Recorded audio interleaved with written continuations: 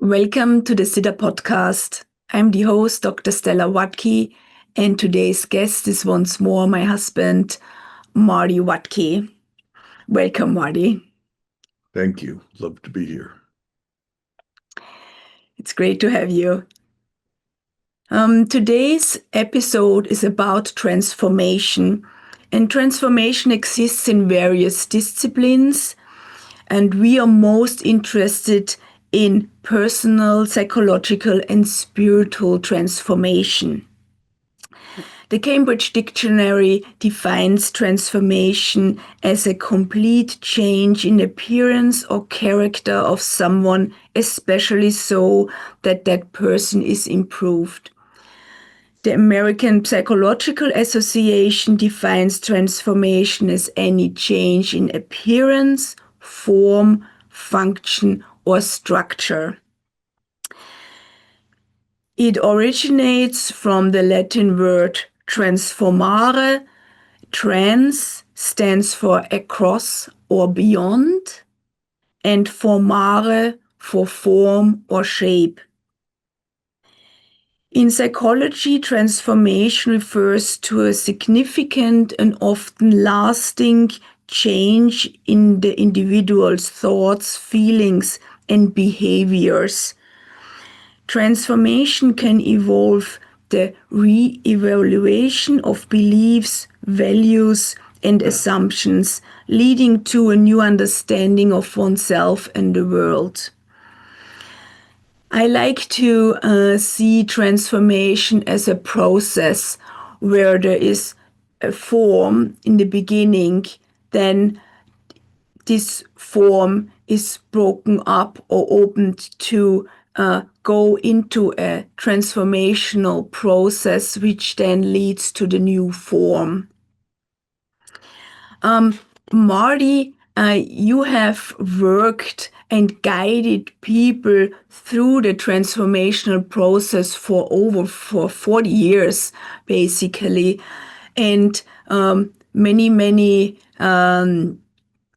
reviews and testimonials of your work say that people really went through transformation and had a life-changing experience working with you. What does transformation mean to you? I think it's more often than not a gradual process of insights that a person has for a variety of reasons. Those insights might come to them. Sometimes they're more spontaneous, but as I said, more often than not, it's a slow, gradual process. And I would like to add one thing to the definition, although this was sort of alluded to. It is usually a change in a person's um, outlook as far as their own identity and what's going on outside of themselves in the world and how those two things relate with each other. And of course, it depends on the individual and on what they're facing, how severe their particular challenges are. It can be, as I said, a slow process over time. Is there always a change within necessary so that we have a change in our life? In my experience, yes, I think our outer life is just a reflection of what's going on inside of us. And often, if you want to change or are unhappy with things on the outside, the real key is to look inside and make the changes internally. Right. And then the world just reflects it back to you. Right. Yeah. So any change really on an energetic, on a vibrational level, what I always have in mind because I'm doing so much sound therapy, but also our behavior and what we are saying is changing, the reflection back from the world will be different. Yeah, I think it's a principle, it's like a universal law that, our states of consciousness are reflected back to us in our lives. What factors or situation trigger transformation, and are there certain phases in life where people are more likely to go through a transformation? Yeah, for sure. And, I used to call them wake up calls. Have you had a wake up call? Have you had some experience in your life that's sort of shocked you out of, you know, an inability to really recognize that a change may need to be made. So oftentimes it can be some kind of a shock, some kind of realization that, oh, this isn't right. I need to really work on this. I know that I can do better than I'm doing. So how do I do that? Yes, there are certain times in our lives when that occurs, when we naturally start to reevaluate our lives. And that happens decade by decade usually. And we hope that the older we get, the wiser we get, and really pay attention to our values and our goals. And oftentimes, I've seen anyway, people realize the older they get, the more they want to simplify their lives. It becomes less of a life of striving, of how much can I get, and so on, and more of a life of, how can I, number one, find my own inner peace and allow that to reflect to other people around me. Mhm. So when we think of transformation as this process from one form to the other form, and form can be, how we live, how we think, and so on. It's almost like if everything is fine, so to say, there is no need for a change in a way. But the more the life is off balance, or we are unhappy, or maybe thrown off because of an experience, then there is more need for a change, to that degree that we maybe have to change. So, in that sense, different things can trigger this transformation, and also different methods can support the transformational process. What, in your opinion, is very supportive within transformation? Well, there's many, many things. Of course, my background is using neurofeedback. Uh, right when I started doing it, I was working with people who were suffering badly, mostly addiction and clinical depression, anxiety disorders, and so on.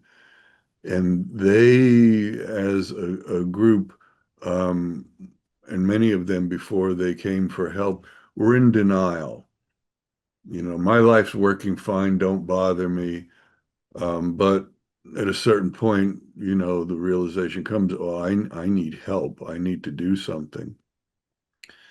So, and that's really required for a person to transform, that they get out of denial. If they're happy with the way they are, there's nothing anybody from the outside can do to change that.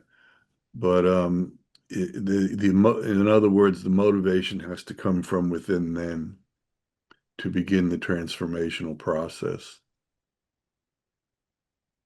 So, would you say that anybody who does new feedback necessarily goes through a transformational process to a certain degree? To a certain degree, and there's many, many other things. A good program of uh, meditation, of course, psychotherapy. Um, there's even various kinds of body work, somatic integration, and so on, that facilitate the process. And what you do the sound therapy, from my experience, because I've seen just about everything, is one of the most powerful forms for um, subtly showing the body and the nervous system. And when I say that, I'm also talking about the psychology because it's all one thing. So the sound therapy is a great way to sort of introduce those changes that can happen, and depending upon the person's receptivity, um, and even sometimes not. Sometimes you can bypass that if they're not receptive, and the nervous system responds accordingly. It doesn't necessarily have to be a conscious process in that way. No, no, and it's the same thing with neurofeedback. Um, and I'm not going to get into a long description of what happens, but it's very subtle. And people, I often prepare people. I say, you may have a lot of aha moments, a lot of insight into your own life and into the world around you, because oftentimes that comes as part of the process. And that's where the changes occur. If people can sort of grab onto those moments and take a close look at it, then they can, you know, flow with the transformational process rather than resist. Many people resist change. You know, if I saw a funny quote yesterday, um, that, you know, I hate to use this analogy, but snakes have to shed their skin, you know, most snakes, as far as I know.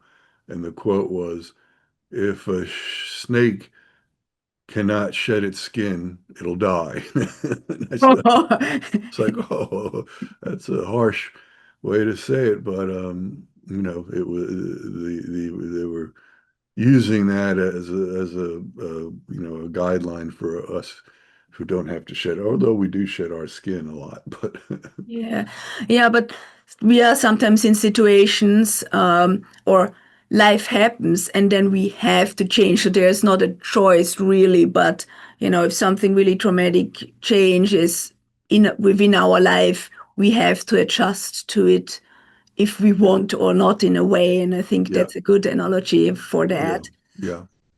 Um, what happens in the brain when we change, or what happens, to neurofeedback training, which is an EEG supported uh, training of the brain.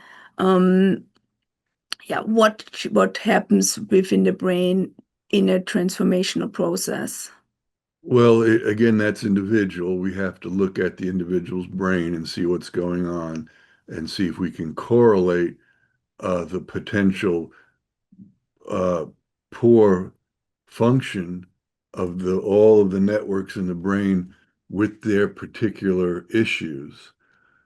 So, with most people, we have to start with certain pathways in the brain that have to do with anxiety and with the fight or flight response. So that means more um, primitive areas of the brain, or when I say primitive, parts of the brain that have to do with more uh, primitive mechanisms like survival, threat, and so on. These parts of the brain often are at the root of many of our stressful behaviors. So getting those parts of the brain to calm down initially is usually a hierarchy of changes we look for to occur in the brain. But the brain is constantly adjusting to our internal and our external environment.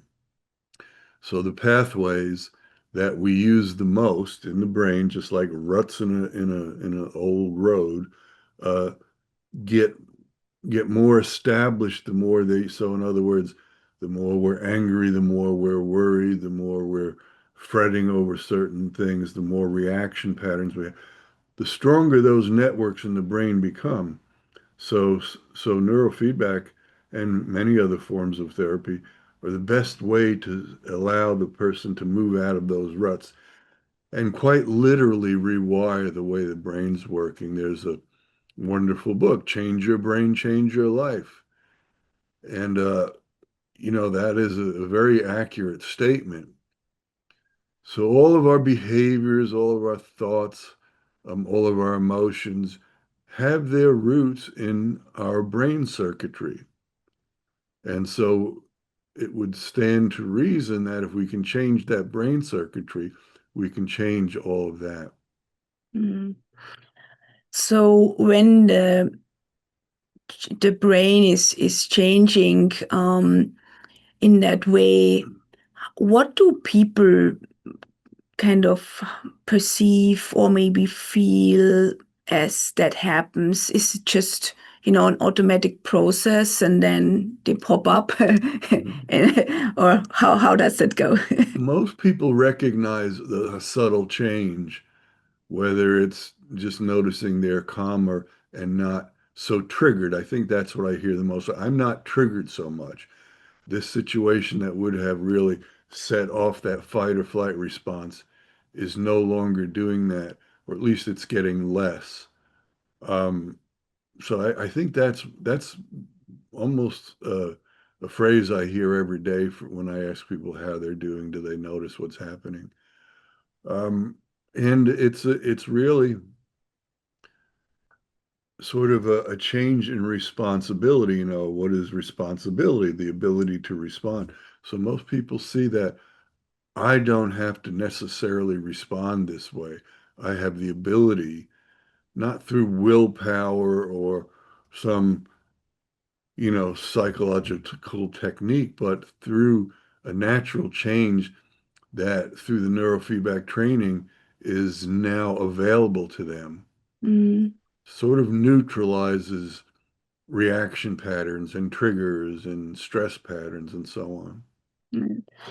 I think this is really a key, also what you mentioned a minute ago about, this initial calming of the nervous system, kind of rerouting the emotional processing and that people are not triggered uh, as quickly is basically a sign that the emotional response and the autonomic nervous system is more balanced so that we are not as stressed as easily and triggered as easily. Mm, And there is research now which looks into which people are actually a growth process after going through a trauma or experiencing a trauma. And one factor of those people who are or which shows or indicates that they are more likely to grow is the openness, more activity level, also as looking for and accepting social support, but it's this basically being in a more explorative mode again, being more open. And if we are not open, we are restricted. And if we are doing that, we are literally not moving and not changing our form. But if we are more open, we are more likely to let some form of thought of feeling go and be open to a change. And this is also very important in sound therapy that people feel safe and are mm, open for something new. Because sometimes new is, per definition, already making people anxious. So I think this is really a critical part also in within a transformation, and when people work with a therapist, that they feel comfortable with that person, that of course this person is professional and qualified and experienced, but it's also very important that they feel comfortable with that person, because otherwise they are not open or as open as they potentially could be. yeah, I think that's a very important point. And, if we take it back to the brain, if a person is feeling unsafe or uncomfortable, there's circuitry in the brain that's saying, uh-oh, this is not safe. This is a threat. And that's what, pulls people in to resist the change. So I think that's a very good point. Learning, or at least facilitating a person being open, creating a super, super safe environment is crucial to that transformational healing process for sure. Yeah. Um, are there like other factors which pop into your mind uh which makes a difference if a person, changes or not, or is more likely to, yeah, benefit from even, from a first defined like negative experience. So who would, is most likely to transform or change? Um, well, as you said, if a person is open, I think that is the opposite of denial of a problem, but be open to look and explore, I think is the word you used. Um, so I think that's extremely important. And perhaps we should mention patience. Mm. You know, I want to be better now. Yeah, That's not always a reality. So patience with the process, with the transformational, I've had clients come in, who are facing significant challenges. How much longer? I don't want, and then, you know, a little while later, uh, they're just absolutely astounded by what's happened and how different they are and how different their lives are. So patience is a big factor because sometimes, again, depending on the person, the severity of challenges and traumas and so on, the healing process can be a little slower. yeah. But it might also be necessary that it is slower and not too fast, because Yes, absolutely. Yeah, you have to give your brain and your body and your nervous system time to adjust. yeah.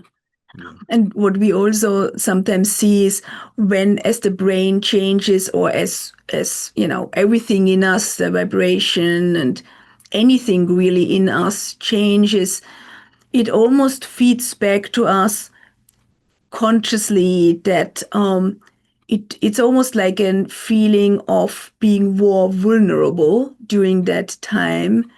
Um, and and so, if we would overdo that, then again, change is not possible because then people, it goes, it's restricting again. So it Exactly. really needs to be kind of in a sweet spot or sweet range, so to say, to Yeah. facilitate that change. Yes. Yes. Yeah. Um, when it comes to spiritual transformation, is that different, or how would that be different to more psychological change or personal change? Well, it's not that much different. In fact, it's usually a prerequisite to have some kind of psychological personal transformation. But spiritual transformation, has a long range of experience, again, depending on the individual. And, there's this popular term called enlightenment, which is the ultimate goal, frankly, for all of us to be enlightened, to be completely awake. And that is a profound um, process of transformation because it means we are discovering our identity and our identity with our inner self. And that usually means a spiritual understanding, a change in our identity. We realize, and this may be a lot for people to handle, but we realize we're not these bodies, we're not these minds, we're not these brains. We are something beyond them that is quite pure, quite serene, and is pure spirit.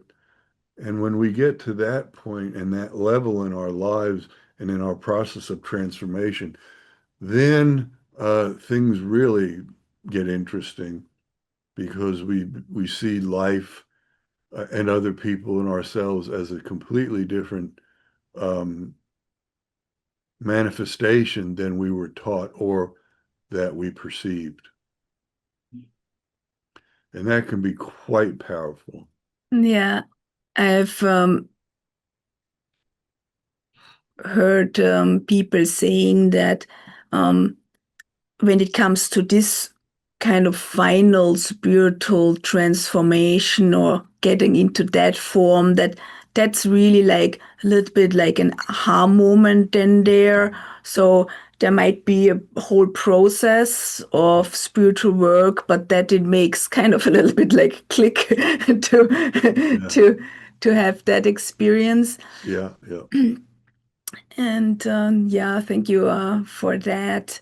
I think it's, yeah, just, summing up this process, I think it's really fascinating. And from my perspective, it's always worthwhile to go through a transformation.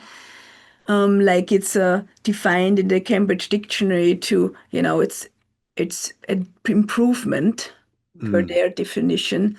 And so it really starts, and I have this caterpillar and butterfly metaphor in my head, really from, it can be that um, that big of a change that you go from a caterpillar, then there is a transformation, process where there's a lot of transformation within, and then people pop up as a butterfly in a way. So and and those stages are, like we said, becoming aware first, being ready and open for leaving that first old form.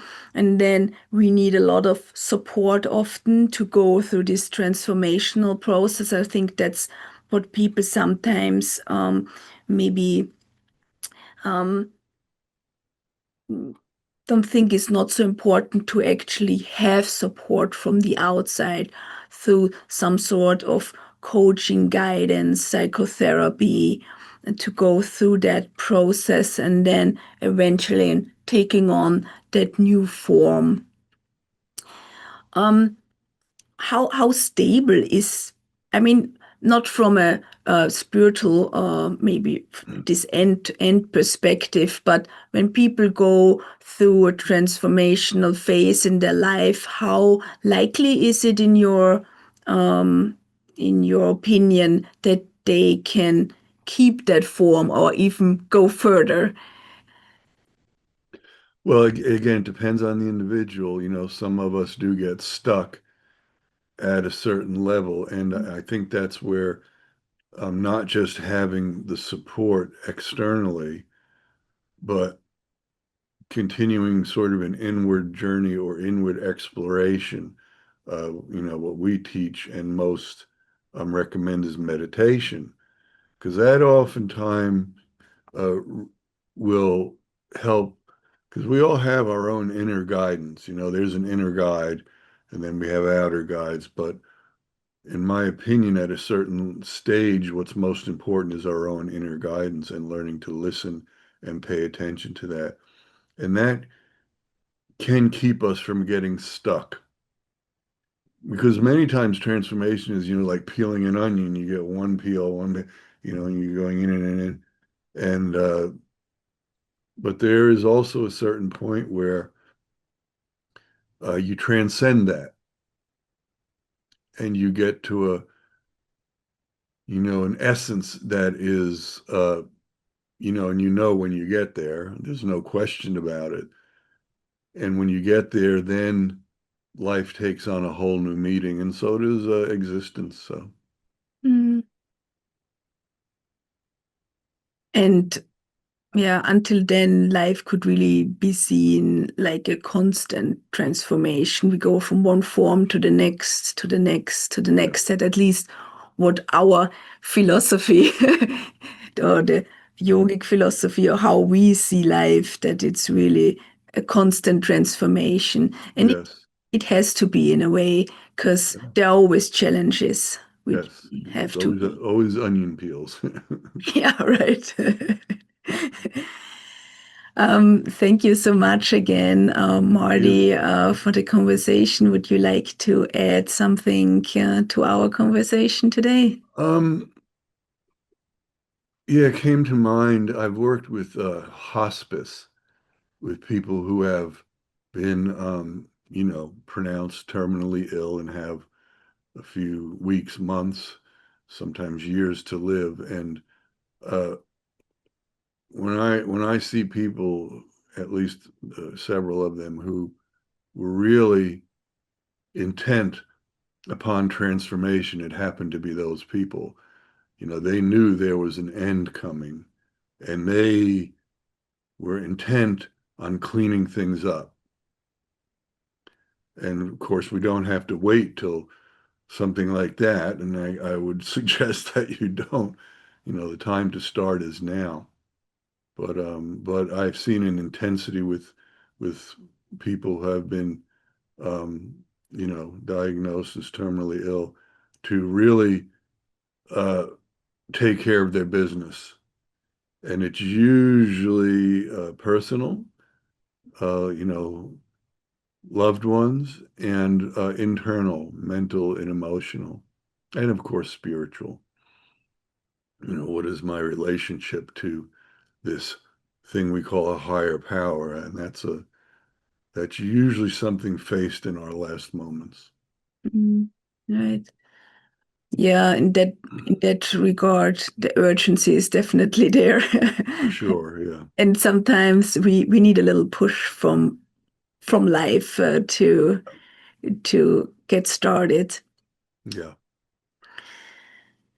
Well, thank you again, Marty. Thank you. We will, as always, put some links below the video so you can, learn more about neurofeedback, sound therapy, and yeah, what Marty does as a spiritual director of the Center of Spiritual Awareness in Lakemont, Georgia. Yeah, thank you again, Marty, for sharing your wisdom.